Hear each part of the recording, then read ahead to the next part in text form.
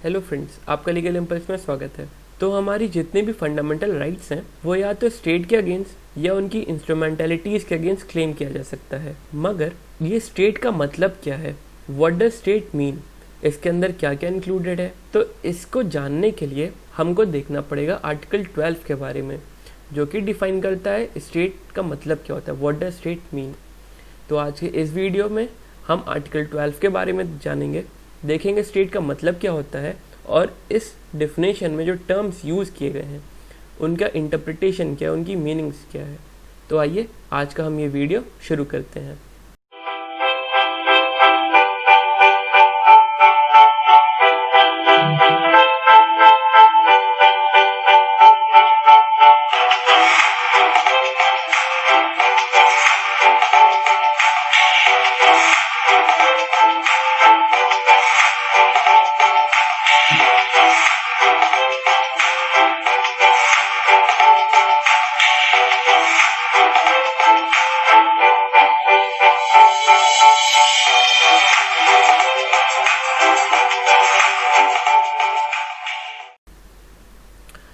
तो जो स्टेट है, आर्टिकल 12 हमारा वो सिग्निफिकेंस वो डिफाइन करता है हमारा टर्म स्टेट को। तो इसमें बताया गया है state under article 12 means the government and parliament of India. तो ये तो आपको क्लियर होगा, जो सेंट्रल गवर्नमेंट होगा पार्लियामेंट ऑफ इंडिया, वो ये तो सेंट्रल लेवल पे हो गया। सेकंड, स्टेट के अंदर the government and the state legislature included है, ठीक, ये भी क्लियर हो गया एकदम। थर्ड जो है ऑल लोकल अथॉरिटीज़। तो ये वर्ड जो है लोकल अथॉरिटीज़, इसका मतलब क्या है, तो इसका मतलब ये है लोकल अथॉरिटीज़ मतलब कि जैसे कि आपकी म्यूनसिपल कॉरपोरेशंस हो गई, पंचायत्स हो गई, म्यूनसिपल बॉडीज़ हो गई, ये सब भी स्टेट के अंदर इंक्लूडेड है।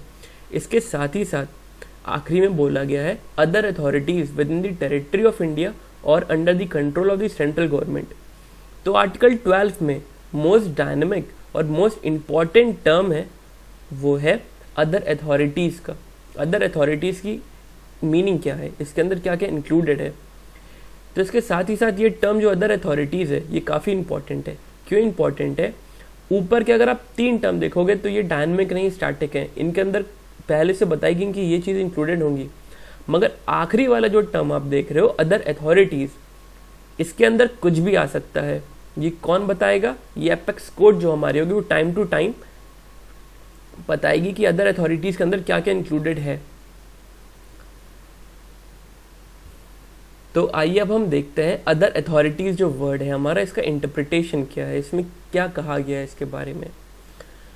तो while the government acting departmentally all through officials undoubtedly falls within the definition of article 12। मतलब कि गवर्नमेंट या इसके जो डिपार्टमेंट्स होते हैं या जो डिपार्टमेंट गवर्नमेंट के अंडर है, इसमें कोई शक नहीं है, इसमें कोई डाउट नहीं है कि ये आर्टिकल 12 के डिफिनेशन स्टेट के अंदर इंक्लूडेड है। डाउट वहाँ पे अराइज होता है जहाँ पे जो बॉडीज़ है उनका कैरेक्टर जो वो ऑटोनॉमस बॉडीज़ का है। अब यहाँ पे ये क्वेश्चन अराइज होता है, क्या ऑटोनॉमस बॉडीज़ जो होती हैं इनको हम स्टेट कह सकते हैं, क्या ये ऑटोनॉमस बॉडीज़ अदर अथॉरिटीज़ के मीनिंग के अंदर इंक्लूडेड हैं। अब देखिए हमारी ऑटोनॉमस बॉडीज़ जो होती हैं वो 2 तरीके की हो सकती हैं। स्टैट्यूटरी बॉडीज़ हो सकती हैं जो कि किसी स्टैच्यूट द्वारा डायरेक्टली सेटअप की गई हैं। इसके साथ ही साथ नॉन स्टैट्यूटरी बॉडीज़ भी हो सकती हैं, जैसे कि कोई भी बॉडी जो कि रजिस्टर की गई जनरल लॉज के अंदर, सच एज कंपनीज लॉ या सोसाइटीज़ कोऑपरेटिव सोसाइटीज़ एक्ट के अंदर। तो यहाँ पे ये क्वेश्चन अराइज होता है कि whether such bodies may be included within article 12 under the term of other authorities। ठीक है, स्टैच्यूटरी बॉडीज जो होंगी वो तो स्टैच्यूट द्वारा की गई हैं सेटअप, तो इसलिए वो स्टेट के अंदर इंक्लूड होंगी ही। मगर इसके साथ ही साथ जो नॉन स्टैच्यूटरी बॉडीज हैं, क्वेश्चन इस पे आके फंसता है कि नॉन स्टैच्यूटरी बॉडीज कब कहलाएंगी कि वो अदर अथॉरिटीज के अंदर इंक्लूडेड हैं।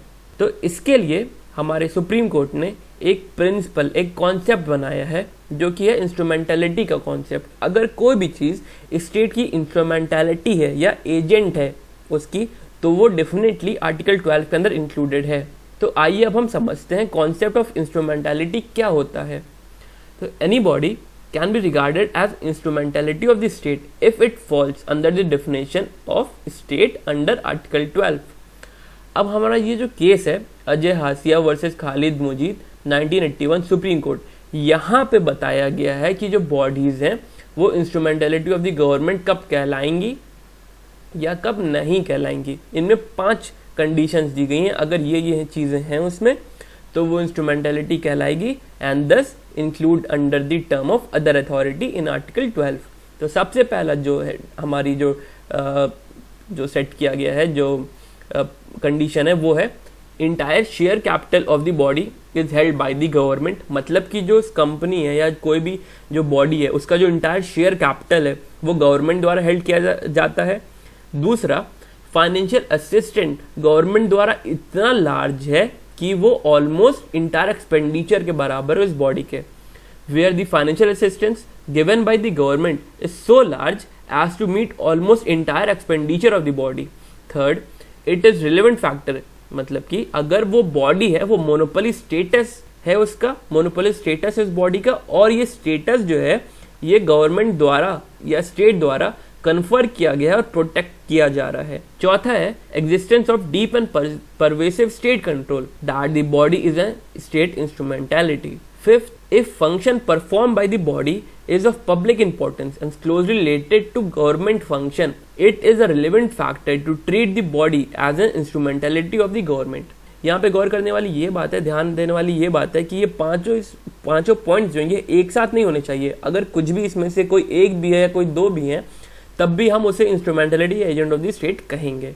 ठीक है, तो ये 5 पॉइंट्स क्लियर हो गए होंगे आपके। सबसे पहला जो इंटायर शेयर कैपिटल है वो गवर्नमेंट द्वारा हेल्ड किया जाता है। फाइनेंशियल असिस्टेंस जो दी जा रही है गवर्नमेंट द्वारा वो इतनी ज्यादा है कि वो ऑलमोस्ट एक्सपेंडिचर के बराबर है उस बॉडी के। तीसरा जो है जो मोनोपोली स्टेटस एंजॉय करती है वो बॉडी, और ये स्टेटस जो है ये कन्फर किया गया और प्रोटेक्ट किया जा रहा है स्टेट द्वारा। चौथा जो है स्टेट का जो कंट्रोल है उस बॉडी के अंदर वो डीप और परवेसिव कंट्रोल है। पांचवा जो है जो बॉडी फंक्शन परफॉर्म कर रही है वो एक पब्लिक इंपॉर्टेंस का फंक्शन है और वो फंक्शन गवर्नमेंट के फंक्शन से रिलेटेड है, तब हम उस बॉडी को इंस्ट्रूमेंटलिटी ऑफ द स्टेट कह सकते हैं या गवर्नमेंट कह सकते हैं। इसको और अच्छे से समझने के लिए ये क्वेश्चंस अगर आपके अफर्मेटिव होंगे तो वो स्टेट कहलाएगी, अगर नहीं तो नहीं कहलाएगी। सबसे पहला जो है आप अपने आप से ये क्वेश्चन पूछेगा कि is the body in question effectively controlled by the government, not only in making of its policy but also in carrying out of its function.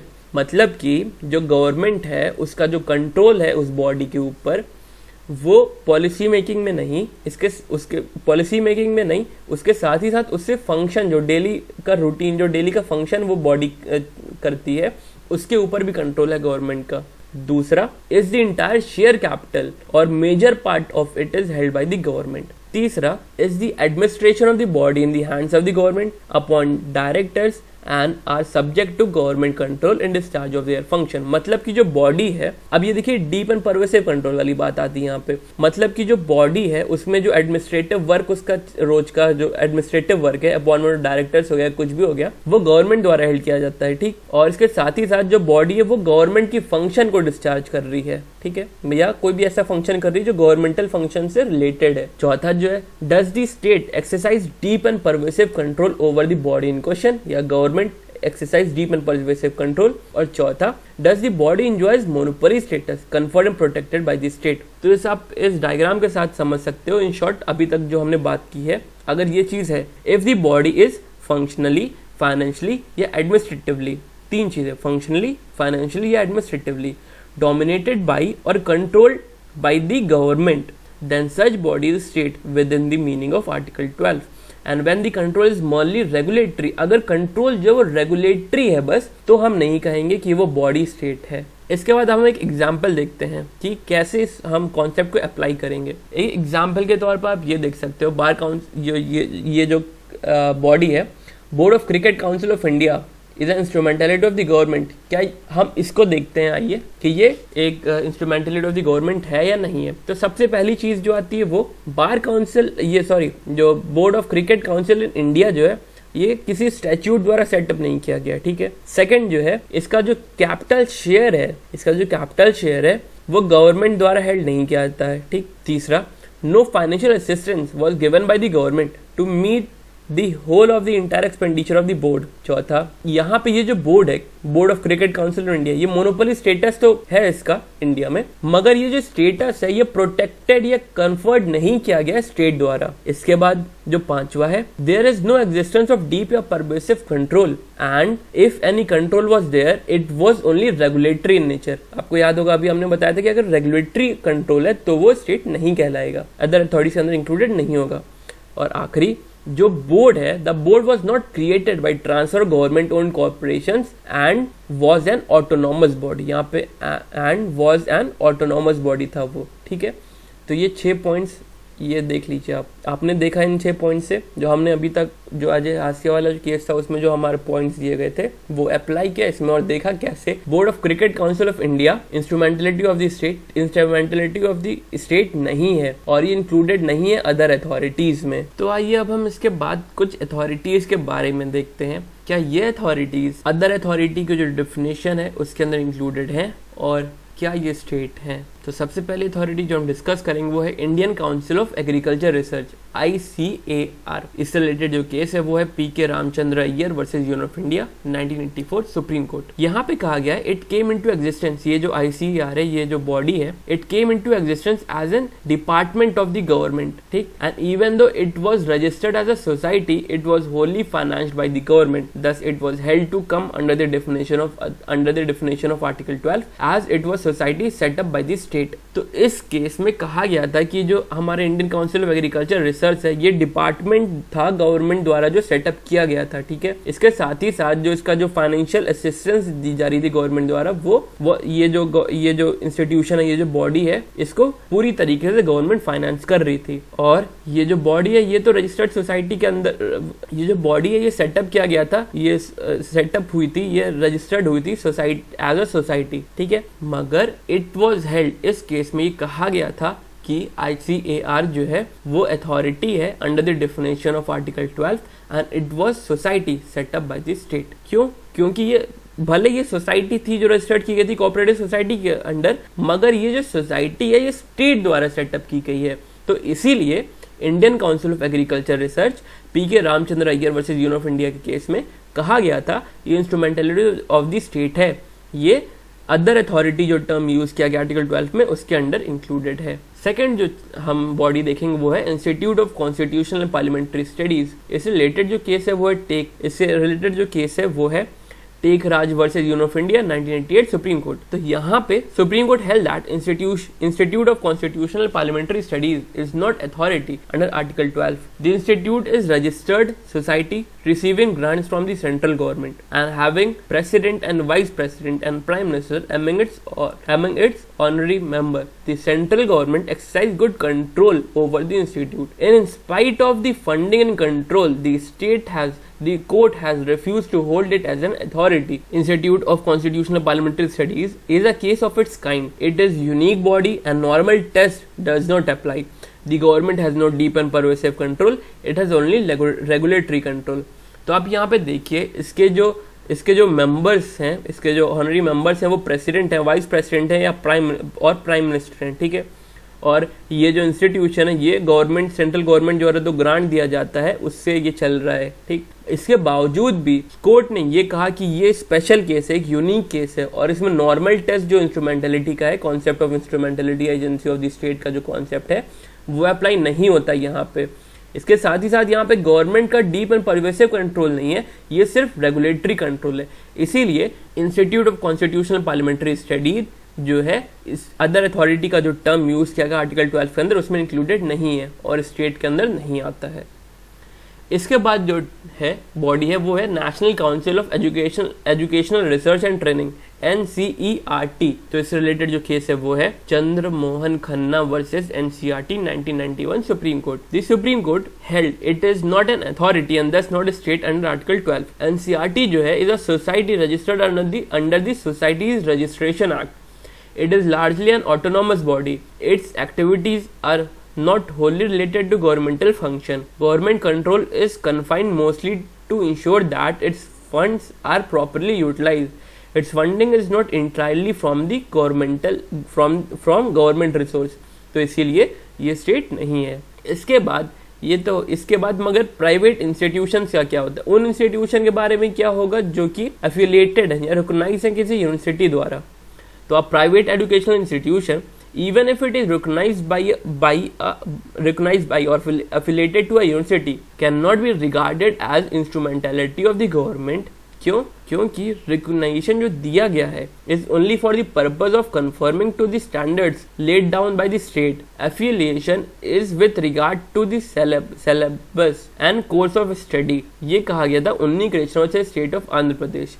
आपको अगर याद हो, अगर आपने हमारी पिछली वीडियो देखी होगी जिसमें हमने बात किया था राइट टू एजुकेशन के बारे में, उसमें ये जो केस है 19 Krishna versus state of Andhra Pradesh, ये वही केस है जहां पर राइट टू एजुकेशन को हेल्ड किया गया था एज अ फंडामेंटल राइट। अगर आपने नहीं देखी है तो आप वो वीडियो देख सकते हो। इसके बाद जो है वो है council of scientific and industrial research CSIR। इससे जो केस रिलेटेड है वो है Sabhajit Tewary versus union of India 1975 supreme court. The supreme court rule that CSIR is a body registered under the society registration act and was under the control and funding of the government, was not a state। Thus a non-statutory body under the control and funding of the government was not a state। तो supreme court इस case में कहा था कि जो CSIR है ये body जो रजिस्टर्ड की गई है सोसाइटी रजिस्ट्रेशन एक्ट के अंदर, भले ये कंट्रोल स्टेट का गवर्नमेंट का कंट्रोल है, फंडिंग कर रही है गवर्नमेंट, मगर ये स्टेट नहीं है। इसके बाद अभी इसको आप इतना समझिए, ये चीज जो स्टेट नहीं है ये, मगर इसके बाद जो ये केस है प्रदीप कुमार विश्वास state versus Indian institute of chemical biology 2002 supreme court. इस केस में सुप्रीम कोर्ट ने 5:2 के मेजॉरिटी से ओवर रूल कर दिया था जजमेंट जो कि शिवजीत तिवारी वाले केस में दिया गया था, और ये हेल्ड किया दैट CSIR जो है is a government under article 12। The control of the government in CSIR is ubiquitous. मतलब यूबिक्यूटियस का मतलब ये गवर्नमेंट का कंट्रोल जो ये CSIR के हर चीज में, हर फंक्शन, हर एडमिनिस्ट्रेटिव, फाइनेंशियल या हर चीज में देखा जा सकता है।